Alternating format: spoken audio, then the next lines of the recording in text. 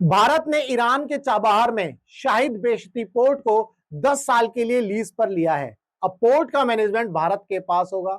यह पोर्ट भारत और अफगानिस्तान को व्यापार के लिए एक वैकल्पिक रास्ता मुहैया कराएगा।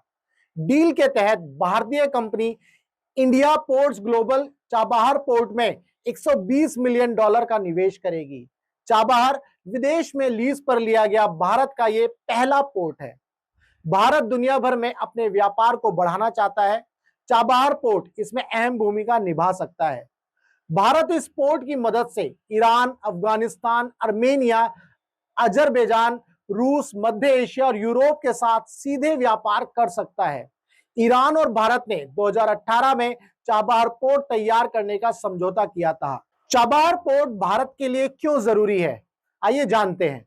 पहले भारत से अफगानिस्तान कोई भी माल भेजने के लिए उसे पाकिस्तान से गुजरना होता था। हालांकि दोनों देशों में सीमा विवाद के चलते भारत को पाकिस्तान के अलावा भी एक विकल्प की तलाश थी। चाबहार बंदरगाह के विकास के बाद से अफगानिस्तान माल भेजने का यह सबसे अच्छा तरीका है या रास्ता है। भारत अफगानिस्तान को गेहूं भी इसी रास्ते भेज रहा है। अफगानिस्तान के अलावा यह पोर्ट भारत के लिए मध्य एशिया के देशों के भी रास्ते खोलेगा।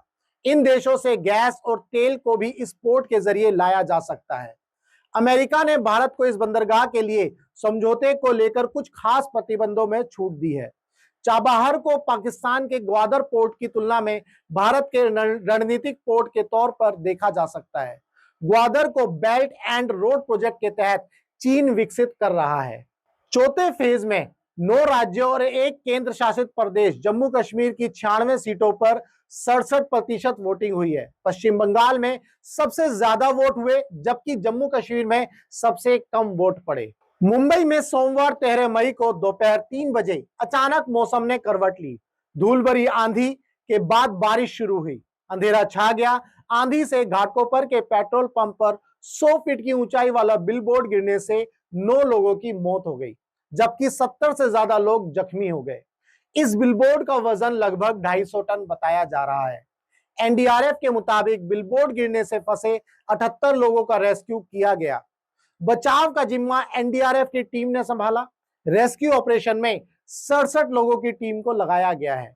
बिलबोर्ड गिरने के मामले में इसके मालिक भावेश भिड़े पर आईपीसी की 4 धाराओं में पंतनगर थाने में केस दर्ज किया गया है। मतलब ओ माई गॉड का थर्ड पार्ट आपको जल्दी ही देखने को मिलेगा। प्रधानमंत्री नरेंद्र मोदी ने बिहार के हाजीपुर, मुजफ्फरपुर और छपरा के सारण में जनसभाएं करी। उन्होंने मुजफ्फरपुर में कहा, इंडी गठबंधन वाले लोग बोल रहे हैं पाकिस्तान ने चूड़ियां नहीं पहनी है। अरे नहीं पहनी तो पहना देंगे। इसके बाद मोदी ने वाराणसी में 5 किलोमीटर लंबा रोड शो किया और काशी विश्वनाथ मंदिर में दर्शन करने पहुंचे। मोदी आज वाराणसी संसदीय सीट से नामांकन करेंगे। उनके साथ 12 राज्यों के मुख्यमंत्री, 20 केंद्रीय मंत्री, यूपी सरकार के मंत्री और कई सांसद विधायक भी मौजूद रहेंगे। हाल ही में रक्षा मंत्री राजनाथ सिंह ने कहा था कि पाकिस्तान के कब्जे वाला कश्मीर भारत में जल्द ही शामिल हो जाएगा। भारत के लोग ऐसा चाहते हैं। इसके बाद फारूक अब्दुल्ला ने जवाब दिया कि अगर रक्षा मंत्री ऐसा कह रहे हैं तो उन्हें करना चाहिए, किसने रोका है।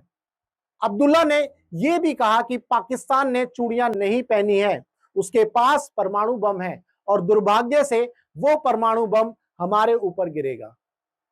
दिल्ली के मुख्यमंत्री अरविंद केजरीवाल को सीएम पद से हटाने की मांग वाली याचिका सुप्रीम कोर्ट ने सोमवार को खारिज कर दी।